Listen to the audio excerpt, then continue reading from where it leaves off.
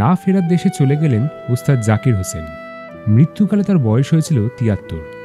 ভারতীয় শাস্ত্রীয় সঙ্গীতের অগ্রগণ্য এই মহান শিল্পীর প্রয়াণ সঙ্গীতের একটা যুগের সমাপ্তি ঘটাল, যা শুধু ভারতীয় সঙ্গীত জগতেই নয়, বিশ্বের সকল শ্রোতাদের জন্য এক অপূরণীয় শূন্যতা সৃষ্টি করেছে। কলকাতায় এক অনুষ্ঠানে তার আসার কথা ছিল, তবে শারীরিক অসুস্থতার জন্য বাতিল হয় সেই অনুষ্ঠান।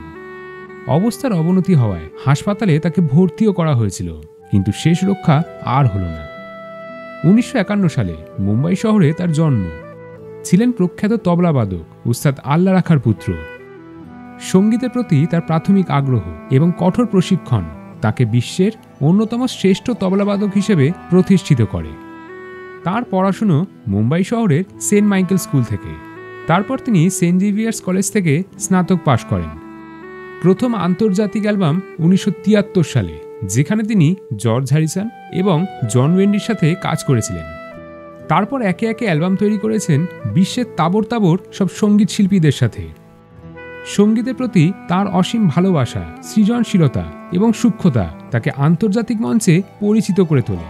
কিন্তু তিনি কেবল একজন সঙ্গীত শিল্পী ছিলেন না, বরং সাংস্কৃতিক দূত হিসাবেও খ্যাতি লাভ করেছেন, যিনি একা হাতেই ভারতীয় শাস্ত্রীয় সঙ্গীতকে বিশ্ব দরবারে পৌঁছে দিয়েছিলেন। জাকির হোসেনের সুর, তাল এবং বাদন নিয়ে তার অসামান্য দক্ষতা এবং সৃষ্টিশীলতা তাকে পৃথিবী জুড়ে শ্রদ্ধার পাত্র করে তোলে।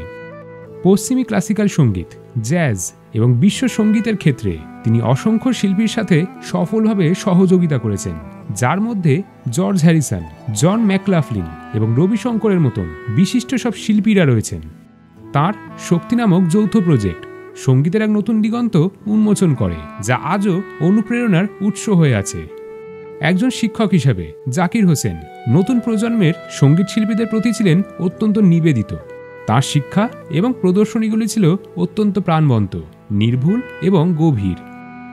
জাকির হোসেন আন্তর্জাতিক সঙ্গীত উৎসব সহ বিভিন্ন উদ্যোগের মাধ্যমে বিশ্বব্যাপী শিল্পীদের একত্রিত করেছেন। জাকির হোসেন সঙ্গীতের জগতে তার অসাধারণ অবদান রেখে গিয়েছেন, যার জন্য তিনি অসংখ্য পুরস্কারে ভূষিত হয়েছেন, যার মধ্যে অন্যতম হল ভারতের সর্বোচ্চ নাগরিক সম্মান পদ্মভূষণ। এছাড়াও তিনি পদ্মশ্রী এবং পদ্মবিভূষণ সম্মানে ভূষিত হয়েছেন। তার তবলাতে হর্স রানিং বা ঘোড়ার দৌড়ের মতন শব্দ তৈরি করা সত্যিই অন্যতম। তার মৃত্যু ভারতীয় তথা বিশ্বের সঙ্গীতের জন্য এক অপূরণীয় শূন্যতা। তার সঙ্গীত এবং তার প্রভাব অমর হয়ে থাকবে অগণিত ভক্ত এবং শ্রোতার মধ্যে। বিদায় জাকির হোসেন। আপনার সুর সময়ের সীমানা ছাড়িয়ে বেজে চলবে এবং আপনার সঙ্গীত কখনো ভুলে যাওয়া যাবে না। বলা ভালো, আমরা কোনোদিন সেটা ভুলতে দেব না।